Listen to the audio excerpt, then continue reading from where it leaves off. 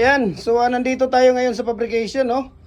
Ito nga ay ipapadala po natin ito sa kay Kuya Julius Nieras ng Sitio Pungkay, Barangay San Isidro, Biliran, Province. Ang landmark po nito in front of DNEHS Lokpor Mumoy. Ayan, so ito po ay para po doon sa kanya, no? At mayroon tayo ditong paypay, no? Ngayon, mamimigay sana tayo ng molder ngayon kasi Monday, kaso nako, tanghali hanggang ngayon nandito pa ako ngayon, no? Dumiretso ako dito ngayon sa fabrication para kuhanin itong mga order kasi last week pa sana ito natin ipapadala at hindi natin na ipapadala, no? Ayan, so pasensya po, no, dahil talagang si Kuya Mimer hindi din ito robot eh. Napapagaw din ito. Kaya ayan si Kuya Mimer. So ito po ay papadala natin sa kay Julius Nieras ng Sitio Pungkay, Barangay San Isidro, Biliran, Province, no? Ayan. So ito po ay 4x4. Ito po ay 4x4 by 8 feet na pins concrete post. 4 holes fix po ito, no?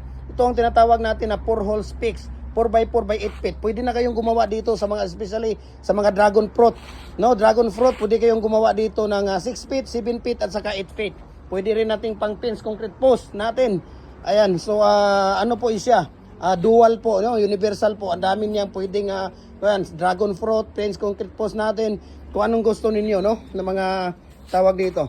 So here we go. Dito tayo. Tingnan natin dito yung mga natapos nila sa fabrication. Actually, brand out ngayon, no? Ito para sa mga culvert natin yan, sa mga shoes. Ayan, yung mga hollow blocks. So brand out dito ngayon sa fabrication. Brand out dito ngayon sa fabrication. So tingnan natin dito, ayan, puro mga hollow blocks, no? Puro mga hollow blocks po yung nagagawa dito, no? Mga hollow blocks. Ayan, mayroon pa tayo dito ng tawag dito. Molder na number 6 at saka number 4 na sa mga single po 'yan. No, dito naman sa kabila, ayan, puro mga hollow blocks dito, no? Ayan, puro mga frame ng hollow blocks, no? Preparation for hollow blocks molder po 'yan. So dito mayroon tayong 24 inches na culvert, no? RCPC pipe culvert, no? 24 inches po 'yan at hindi ko na naalala kung sino yung mga nag-order dito. So tingnan natin kung matatapos ito at ipapadala na natin ito, no? Dahil tingnan natin kasi ang iba hindi pa natapos. Ayan.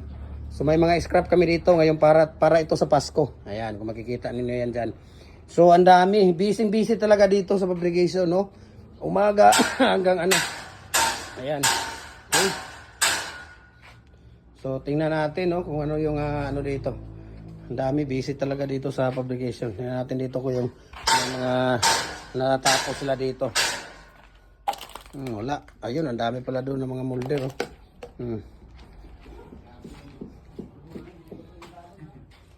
Ang dami pala dito mga molder na ano. May mga nagmamay-ari na dito, kuya, yung mga nandito. Nagatago. May mga nagmamay-ari na dito. Mayroon na palang nagmamay-ari dito. Ito, taguan ito. Ayan o, ang dami o. Tingnan natin dito, ang dami. Ayan o, tingnan natin ha. Tingnan natin, ipailawin natin. Kasi, nandito yung ayan o, pailawin natin. Ayan, no. Nandito yung tawag dito yung ibang mga molder. Ayan o, mayroong zigzag, mayroong bar, at mga hollow blocks na double yan dyan. Okay? So, balik tayo dito sa ano. Balik tayo dito sa... So, naayos ni Kuya Mimer yung ano natin, yung iba dito na tawag dito. Ayan. So, tingnan natin kung ayan, karga nyo muna yung ano kuya. Yan, yung dalawa. Ito muna ang dalawa. Sige, karga nyo muna doon. Hindi, kasi isa natanggal eh. Ito muna oh. Itong dalawa. Ayan. Ito. Na ano pa? Ha? Ha?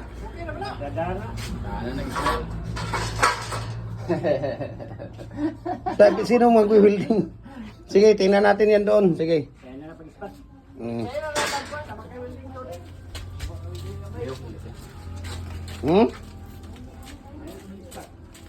Ang tao mo na kuya. Istet ron ni pagbutang na. O ako na mga kuan. Mm.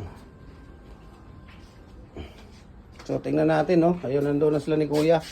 Yung ano doon, yung bar. Isama mo yung bar doon, Kuya, na isa. Ayo. Bakit? Baka to bayad. Ha? Baong ka to. Kaya kano na to kaon? January pa ba to? Ha? January to siya. Ay, January. January nag-order. January pa nag-order? Eh, December na nga next week. Walang iya. Ha? Hindi mo tag-tagyan kagi. Kadagi niya, kakawaan. Ah, okay. So ito po, no, ito po 'yon ang ating tawag dito, mga molder, no.